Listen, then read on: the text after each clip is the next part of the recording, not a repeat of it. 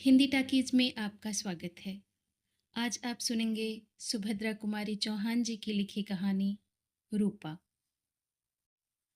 असमय की घंटी ने सभी को बेचैन सा कर दिया। अभी आधा घंटा भी नहीं हुआ, मैट्रन जेल बंद करके गई है। फिर तुरंत ही वह घंटी कैसे? जेल जीवन से घबराई हुई बहनों ने सोचा, शायद उनकी ही रिहाई का फरमान आया हो। जिनके मुलाकाती बहुत दिनों से न आए थे, उन्होंने अंदाजा लगाया शायद उनसे कोई मिलने आया है। जिन्हें किसी तरह के सामान की प्रतीक्षा थी, उन्होंने समझा उनका सामान ही आया होगा।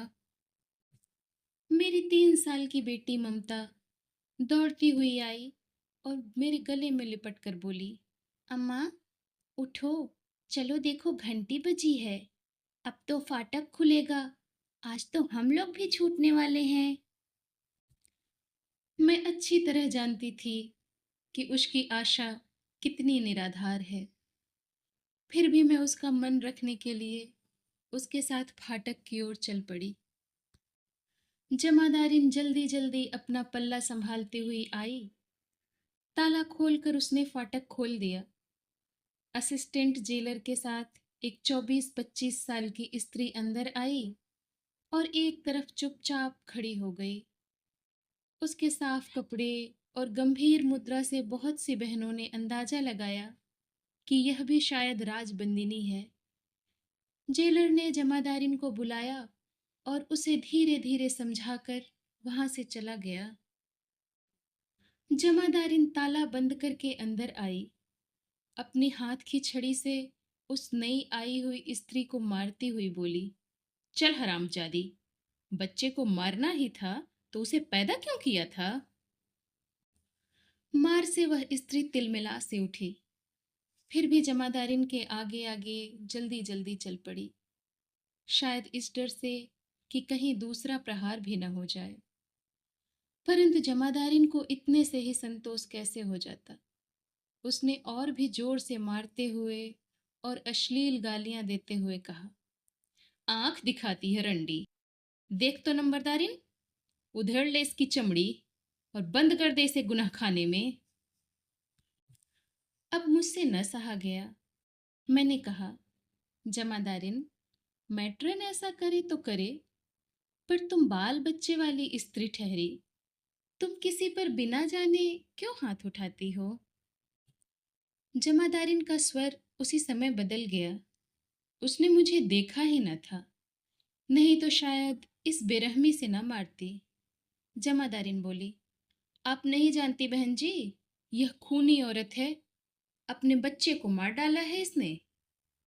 मैंने जमादारिन से कहा, उसके अपराध की सजा तो कानून से छोटी सजा से लेकर फांसी तक हो सकती है। तुम्हारा काम तो उसे अपनी देखरेख में बंद रखना भर है।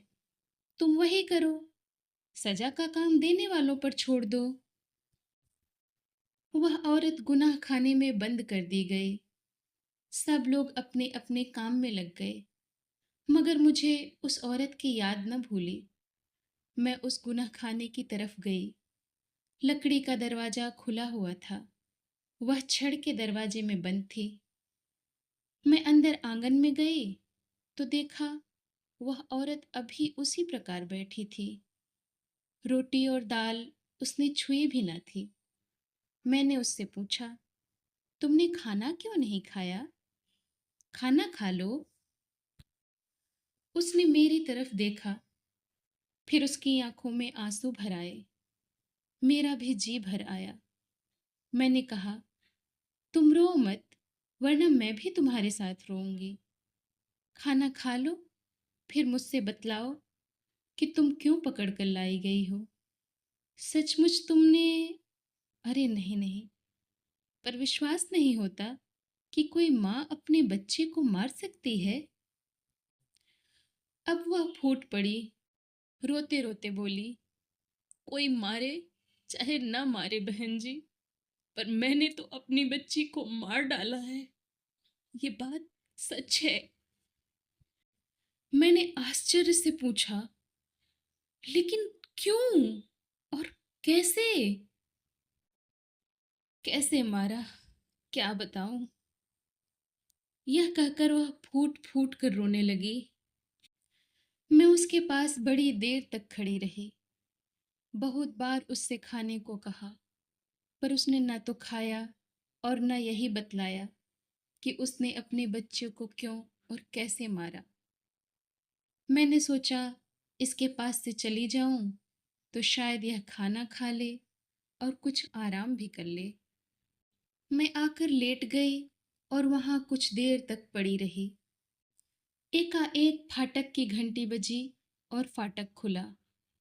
मैंने देखा कि दो स्त्रियां रूपा को कहीं लिए जा रही हैं। पास ही खड़ी कैदिन से पूछा, रूपा को कहाँ लिए जा रहे हैं ये लोग? वह धीरे धीरे बोली, खूनी औरत है ना, इसलिए फांसी वार्ड में ले जा रहे हैं।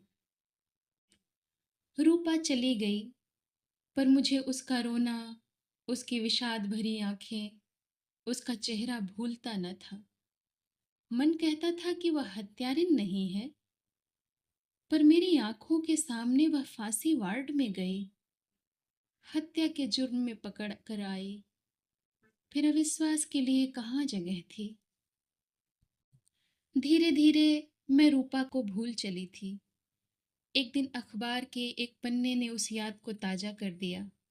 समाचार था, गांव में रूपा नाम की स्त्री अपनी 6 साल की बच्ची को लेकर कुएं में कूद पड़ी। खबर होते ही गांव वाले आ गए और माँ बेटी को कुएं से निकाला। बच्ची तो मर चुकी थी, लेकिन रूपा को कोई हानि न पहुंची और वह बच्ची की हत्या के अपराध में पकड़कर जबलपुर सेंट्रल जेल में लाई गई। बच्ची को लेकर वह कुएं में क्यों कूदी, इसका कारण अज्ञात है। मैंने अखबार पढ़ा और जान गई कि हत्यारिन रूपा है। मेरे रहते ही 2 महीने बाद एक रोज आजन्म कारावास का दंड लेकर रूपा फिर जेल में आ गई। दयालु मजिस्ट्रेट ने उसे फांसी न देकर आजन्म कारावास की सजा दी थी। रूपा सब स्त्रियों के साथ जेल में काम करती, मगर उसके चेहरे पर विषाद की छाया ही बनी रहती। एक दिन मैं बीमार पड़ी और वह मेरे पास सेवा शुश्रूषा के लिए भेजी गई। मैं करीब करीब 2 महीने बीमार रही। अस्पताल में मैं अकेली अपनी बच्ची के साथ रहती थी। रूपा दिन रात मेरे पास रहती। मेरी बच्ची को वह बहुत ज्यादा प्यार करने लगी थी। बच्ची भी उसे घड़ी भर के लिए न छोड़ती। आश्चर्य तो यह था कि मेरी बच्ची साफ साफ बोल न पाती थी, फिर भी रूपा उसकी सब बातें समझ लेती थी। एक दिन किसी ने बच्ची ममता को साफ न बोलने के लिए चिढ़ा दिया था और बेचारी उदास होकर सो गई थी। इसी चिंता में मुझे नींद न आ रही थी। जेल में एक बच्चा और था। उसे जेलवासिनी बहनें बहुत प्यार से रखती, उसके साथ खेलती, बातें करती, पर ममता साफ न बोल पाती थी, इसलिए उससे कोई न बोलता, उसे प्यार न करता। यहाँ तक कि खेलने के लिए सुंदर सुंदर खिलौने, फल, मिठाई उस बच्चे को दिए जाते और ममता खड़ी खड़ी टुकुर टुकुर देखा करती और फिर रोती हुई दौड़कर मेरे पास आती और कहती, अम्मा, भाभी ने बाबा को तस्वीर की किताब दी है, मिठाई भी दी है। अम्मा, मुझे भी तस्वीर की किताब मंगा दो ना। जेल में वे चीजें मैं कैसे उसी समय मंगा कर दे सकती थी। कम से कम मेरे साथ तो जेल में यही होता था कि एक चीज 15 दिन पहले कहने पर मिलती थी। ऐसी बातें प्राय हो जाया करती थी और इन्हीं कारणों से मैं बहुत दुखी रहा करती थी। उस दिन भी ऐसा ही कोई कारण था और मैं सो न सकी। रूपा मेरे पास आई और बोली, हाथ पैर दबा दो बहन जी, आपको नींद नहीं आती? मेरे बहुत रोकने पर भी रूपा मेरे पैर दबाने लगी। मैंने उसका हाथ पकड़कर उसे अपने पास बैठा लिया और कहा, रूपा, आज तुम मुझे बताओ कि तुम बच्ची को लेकर कुएं में क्यों कूदी थी? वह बैठ गई। उसके चेहरे का विषाद कुछ गहरा हो गया। वो बोली, बहन जी, मेरी गोपा इसी तरह थी जैसी आपकी ममता है। आपने बम्बई जाकर सैकड़ों रुपए खर्च करके ममता का मुंह ठीक करवा लिया है, पर मेरे पास रुपया कहाँ से आता। गोपा का बाप कहता था, खूब रुपया कमाकर अपनी गोपा को बम्बई ले जाकर ऑपरेशन करा देंगे, तब सब ठीक हो जाएगा। और इसलिए खूब रुपया कमाने के लिए वह लड़ाई पर चला गया। तब से उसकी कोई खबर नहीं मिली। इधर मैं अकेली और जरा सी गोपा। जहाँ मेहनत मजदूरी को जाती, वहीं बच्चे और कभी बड़े, यहाँ तक कि सभी लोग गोपा को साफ न बोलने पर चढ़ाया करते। लड़की चिढ़ती, दिन भर रोती, मैं किसका किसका मुंह पकड़ती। बिना मेहनत मजदूरी के काम न चलता, और जहाँ जाती वहीं यह बात होती। जिस दिन मैं कुएं में कूदी थी, उसके एक दिन पहले मैं एक जगह मजदूरी के लिए गई थी। ऊपर मैं कुछ काम कर रही थी, और वहीं सीढ़ियों पर गोपा एक लकड़ी लिए बैठी थी। नीचे मोहल्ले भर के 10-12 लड़के लड़कियां उसे चिढ़ा रहे थे। वह कभी उसे मारने दौड़ती, पर वे थे 10-12 और गोपा अकेली। मैंने देखा तो मुझे बड़ा क्रोध आ गया। गोपा को मैंने गोद में उठा लिया, और पास ही जो लड़का उसकी चोटी खींच रहा था, उसे हल्के से पीठ पर मार दिया। बस, फिर इसी बात को लेकर उन लोगों से कहासुनी हो गई। अब मुझे काम भी न मिलता, पैसों की तंगी होने लगी। इधर बच्चे गोपा को और ज्यादा चिढ़ाकर तंग करने लगे। मैंने सोचा, अभी छोटी है, समझती कम है, जब बड़ी होगी तब गोपा को कितना बुरा लगेगा। मेरी गोपा दुखी हो जाया करेगी, और कहीं मैं मर गई तो। फिर बहन जी, मेरे मरने के बाद गोपा की जो दुर्दशा होगी, उसे सोचकर मैं पागल हो गई।